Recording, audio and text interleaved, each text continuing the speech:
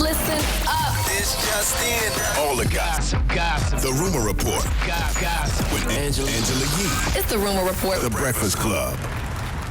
Well, Dr. Dre reportedly has to pay his ex-wife, Nicole Young, $300,000 per month, which adds up to about, they said, $3.5 million a year. So that's just the spousal support, by the way. So, yes, it's payable on the first of each month starting August 1st. And they said the only way out is if she remarries or enters into a new domestic partnership or death of either party. I'll be praying for her to find a new man. Please, boo. Please. Nah, they've been together how long? I'll set up a dating profile for her. Isn't Dr. Dre worth $1 billion? I will hire somebody to go and marry her. Be texting her like, yo, I know somebody that I think she might like. Listen, I would just be dating. This is the time to hoe out. I'm not marrying nobody. I'm not having no domestic partnership. I'm trying to keep my $300,000 a month. And so, yes, the negotiations are not over, though. Right now, they're trying to agree on an overall settlement of their divorce. So that would be the money to be paid. It could be a lump sum payment. That's what I would rather do. And then there'll be no monthly payments. Yeah, I'd rather get. That's what people do who win the lottery. It's only $3 million? $3.5 million. A year. A year. Oh, yeah, that's what I'm saying. I would rather do like some type of lump sum, because, I mean, that was his partner for what? 15 years? How long was it? Yeah, they were together for a long time. Yeah, so. Do they have any younger kids or no? They're kind of grown, yeah. So, we'll see what happens. That's a lot. That's definitely a lot of money. Lord have mercy. Is it a lot, though? Dr. Dre worth like $1 billion. I'm not counting that would man say pockets. that's a whole lot of money. Yeah, I don't care what you got. To have to just give that up every month, that's a lot of money. But she deserved it, though. I mean, that was his wife. Mm-hmm. Yeah. All right, now Megan Thee Stallion was in the hot tub with Tyra Banks. Tyra was fully clothed. And one of the things that she discussed was rapping and letting her mother know that she was a rapper. I didn't want to tell her that I could rap until I was like 18 because I wanted to be perfect. I was practicing since I was like 7. So I finally came to her. I might have been 20. And I was like, I can rap. And she was like, no, you can't. And I was like, yes, I can. And she was like, let me hear it. And I was like, okay, mama, don't whoop me.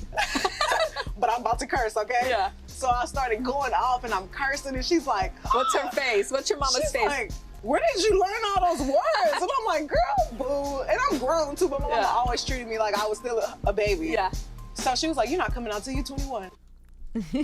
That, by the way, that's super cute. We were blessed up here to meet Meg Thee Stallion's mom when she first signed her deal. And, her mom used to be a rapper also.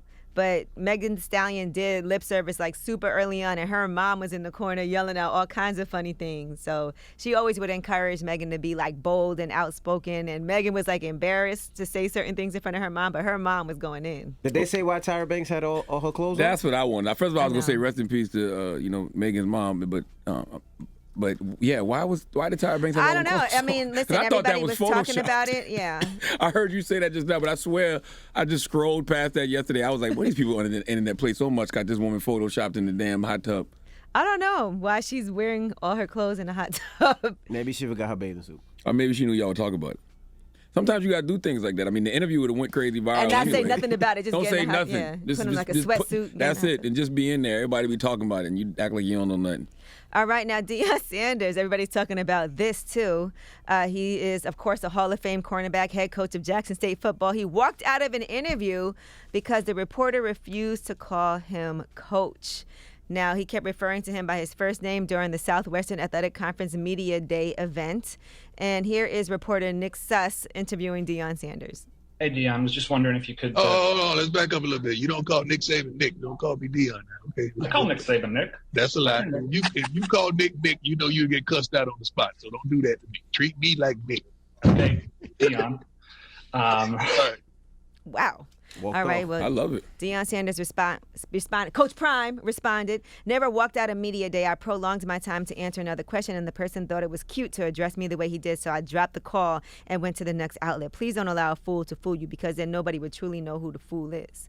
Now, Suss explains that he calls everyone that he interviews by their first name. He said, whether it's someone I've been working with for years or someone I'm talking to for the first time, this is true of the coaches and players on the Ole Miss beat, the coaches and players at Mississippi State and Southern Miss when I helped out covering their team. teams, and as recently as January, even Sanders too. Now, Deion Sanders said, "This is how all of this started. I really pray for all of us because this was something so minimal that was hilarious to me that you allowed a foolish media outlet and person to play on your preconceived notions. I'm all about peace, love, work, commitment, sacrifice, and forgiveness. Stop allowing folks you don't have a relationship with to convince you otherwise about someone you do have a relationship with. I've been 100 with you since 85, and I ain't going to stop now that I'm Coach Prime."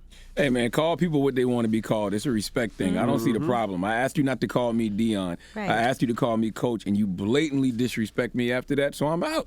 And I love the way Deion just got up and walked off. Don't trip. Don't make no fuss about Coach Prime. Coach, he just got up and walked away. They ain't make no fuss about it, no nothing. He corrected him, said, yo, don't call me that. You call me that, I won. Yeah, that's love all. it. All right, Billboard has said that Pharrell and the Neptunes are the greatest hip-hop producers of the 21st century. They produced countless hits on the Hot 100 chart throughout the 2000s, like Nelly's Hot in Here, Snoop's Drop It Like It's Hot, Gwen Stefani's Holla Back Girl, Ludacris's Moneymaker, and so now they are the greatest hip-hop producers of the 21st century. Congratulations to them. 21st century, what is that? I'm dumb. The 2000s. Just the 2000s? I agree with So that. 2000 to 2021? Grinding. Think about everything they did. The only other person I would put up there is Timbaland. I'm not opposed to the Neptunes at all, but man, Timbaland had a hell of a run, bruh. So did Pharrell and them. Yeah, I would have to see. They had, yes, they did have Timbaland after. The first person they had on the list, by the way, was Max Martin, who produced for Britney Spears, Ariana Grande, The Weeknd, then Pharrell and the Neptunes, then Timbaland, then The Dream and Tricky Stewart, then Mike Will Made It, then Kanye, Just Blaze, 40. Yes. See, the reason I put Tim and the Neptunes is because they changed the sound of radio, not just black radio, because they had records playing on all the stations. You know what I'm saying? Pop stations and everything. Timbaland and Neptunes were beasts in the early 2000s. Absolutely. All right. Well, that is your rumor report.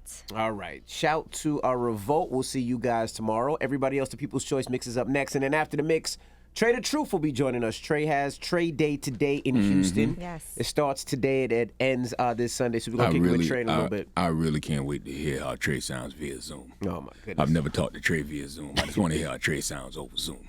All right. Well, we're going to talk to Trey after the mix. So don't move. It's the Breakfast Club. Good morning.